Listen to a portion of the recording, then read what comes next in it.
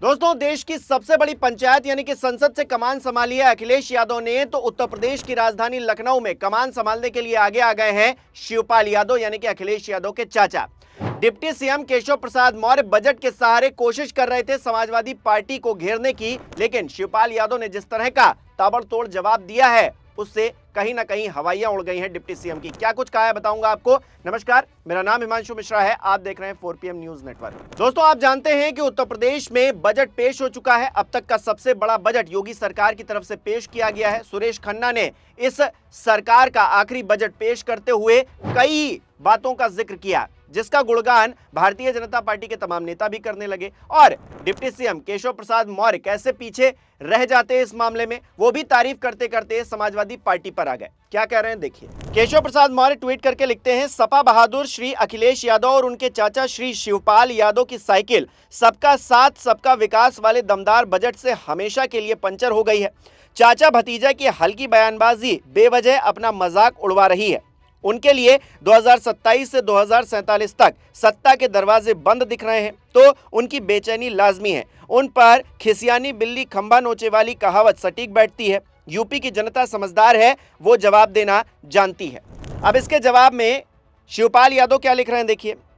Maurya ji, cycle puncture की चिंता छोड़िए, यूपी की जनता पूछ रही है अब की डबल इंजन सरकार का विकास आखिर किस गड्ढे में फंस गया है। बजट में वादों की बरसात, जमीन पर बेरोजगारी, महंगाई और बदहाल स्वास्थ्य सड़क व्यवस्था की मार। 2047 के सपने दिखाने वाली सरकार 2026 की सच्चाई से भाग रही है। याद रखिए, जनता प्रचार नहीं प्रदर्शन देखती है, और जब जनता जवाब देती है तो बड़े बड़े सिंहासन भी पंचर हो जाते हैं। आप तो वैसे भी 2022 से अभी तक इस साइकिल की दी हुई चोट झेल रहे हैं। यानी कि शिवपाल यादव सीधे तौर पर जो दुखती रग है केशव प्रसाद मौर्य की, वो दबा देते हैं। वो याद दिला देते हैं 2022 का वो चुनाव जिसमें केशव प्रसाद मौर्य चुनाव हार गए थे। बावजूद इसके किसकी कृपा दृष्टि से वो उत्तर प्रदेश में डिप्टी सीएम की कुर्सी पर बैठे हैं, आप सभी जान ही रहे हैं। तो ऐसे में 2027 से एक मलाल केशव प्रसाद मौर्य के अंदर है कि उनको मुख्यमंत्री की कुर्सी मिलनी चाहिए, लेकिन 2022 में उनका जो सपना टूटा उसने कहीं ना कहीं उनकी छीछा लेदर कर दी, सियासी तौर पर मखौल उड़ा दिया। लेकिन अब 2027 की वो बातें कर रहे हैं, और जो बजट पेश किया गया है उसको लेकर समाजवादी पार्टी को भी कटघरे में खड़ा कर रहे हैं। समाजवादी पार्टी ने इस पूरे बजट को लेकर जिस तरह से अपनी बात रखी है या फिर जिस तरह से प्रतिक्रिया दी है, सरकार को हजम नहीं हो रहा है। सरकार को तो चाहिए कि भाई हर कोई हमारी तारीफ करता रहे, लेकिन क्या विधानसभा के भीतर और क्या संसद के भीतर अखिलेश यादव भी योगी आदित्यनाथ को सीधे तौर पर कटघरे में खड़ा कर देते हैं। और भारतीय जनता पार्टी में जो कलह चल रही है, जो दिल्ली और लखनऊ के बीच हो रहा है, उसकी पोल खोल कर रख देते हैं। कैसे, आप खुद देखिए। सभापति महोदय, मैं इसलिए नहीं कह रहा, मैं क्या बात कहना चाहता हूँ, शायद मंत्री जी नहीं रहे इसलिए तकलीफ परेशानी ज्यादा है। और आप